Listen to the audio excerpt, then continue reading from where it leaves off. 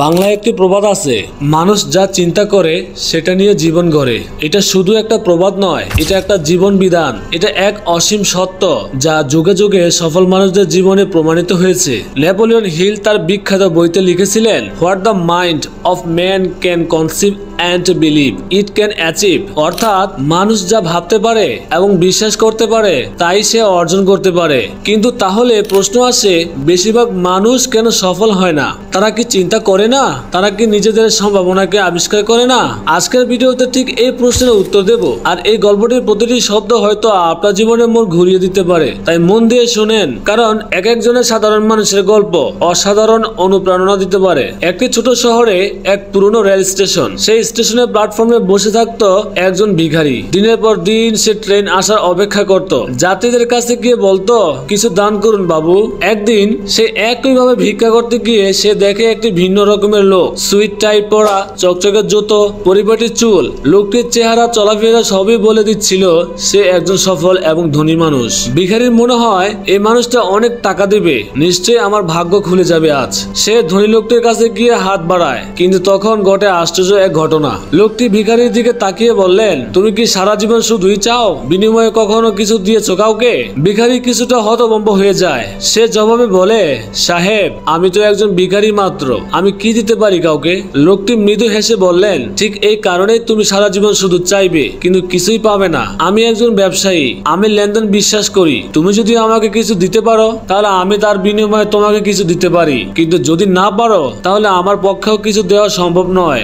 এই কথা বলে তিনি ট্রেনে উঠে পড়েন এবং চলেও যান। পরিবর্তনের শুরু ঠিক এখানেই। সেই দিন ভিখারি প্রথমবার ভিন্ন কিছু ভাবতে শুরু করে। মাথায় ঘুরতে থাকে, আমি তো কাউকে কিছু দিই না, আমি শুধু চেয়ে যাই। তাহলে আমি কিভাবে চাইতে পারি বারবার? এই চিন্তা তাকে বদলে দেয়। সে ভাবে, আজ থেকে আমি শুধু চাইবো না, আমি কিছু না কিছু দেব। কিন্তু সে তো গরিব, কি দেবে? দুদিন সে কোনো ভিক্ষা না করে শুধু ভাবতেই থাকে। তারপর তৃতীয় দিন স্টেশনের কোণে ফুটে থাকা ফুল তার নজরে আসে। সে ভাবে, মানুষকে যদি এক টুকরো ভালোবাসা দেই, একটা করে ফুল দেই, কেমন হয়? সেই চিন্তাকে বাস্তবে রূপ দেয়। ফুল ছিঁড়ে নিয়ে আসে, ট্রেনে উঠে এবং সে যাত্রী তাকে ভিক্ষা দেয়, তাকে বিনিময়ে একটি ফুল উপহার দেয়। যত দিন যায় ততই সে দেখতে পায় এখন অনেক বেশি মানুষ তাকে ভিক্ষা দিচ্ছে, কারণ মানুষ বিনিময়ে পাচ্ছে এক টুকরো আনন্দ, অর্থাৎ একটি ফুলের স্মৃতি, একটি হাসির কারণ। এভাবে দিন চলে যায়, ভিখারির পরিচিত বাড়তে থাকে। সে হয়ে ওঠে ফুলওয়ালা ভিখারি। একদিন সে ট্রেনে আবার আসে সেই ধনী ব্যবসায়ী। ভিখারি তাকে দেখে দ্রুত কাছে গিয়ে বলে, আজ আমার কাছে আপনাকে দেওয়ার মতো কিছু আছে। আপনি যদি আমাকে কিছু দেন, আমি আপনাকে এই ফুলগুলো দেব।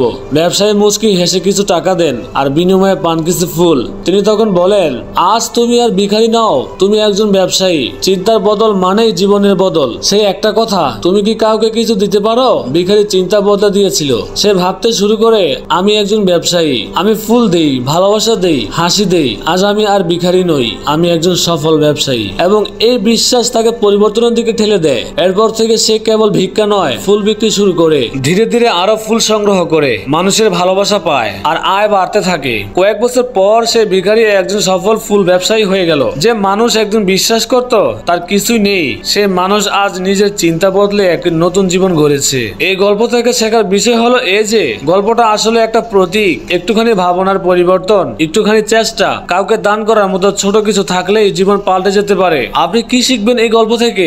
মানুষ যতটুকু ভাবতে পারে সে ততটুকুই হতে পারে। সফলতা চাওয়ার আগে আপনি কি দিচ্ছেন সেটা ভাবুন। ছোট একটা কাজ, যেমন একটি ফুল দেওয়া, সেটাও মানুষকে স্পর্শ করতে পারে। আপনার পরিচয় আপনি নিজেই তৈরি করেন। আজ আপনি ভিখারি হলেও কাল আপনি ব্যবসায়ী হতে পারেন। জীবন বদলায় যদি ভাবনা বদলায়। শেষে একটা কথা বলি, আপনিও পারবেন, শুধু একটুখানি ভাবনা বদলান। বিশ্বাস করুন, আপনার ভেতরে লুকিয়ে আছে একজন বিজনেসম্যান, একজন সৃষ্টিশীল মানুষ ও একজন ব্যবসায়ী। আজকে প্রতিজ্ঞা করুন, আমি শুধু চাইবো না, আমি দিতে শিখবো।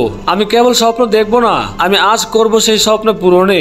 আপনি পারবেন আর আপনি জয়ী হবেন, কারণ আপনি যেভাবে ভাবেন জীবন ঠিক সেভাবেই গড়ে ওঠে। এটাই প্রকৃতির নিয়ম। এই ভিডিওটি আপনি শেয়ার করে দিন, যাতে এই ভিডিওর কারণে মানুষের চিন্তা ভাবনা বদলে যায় এবং সে তার জীবনকে গড়ে তুলতে পারে একটি পাক্কা ব্যবসায়ী হিসেবে।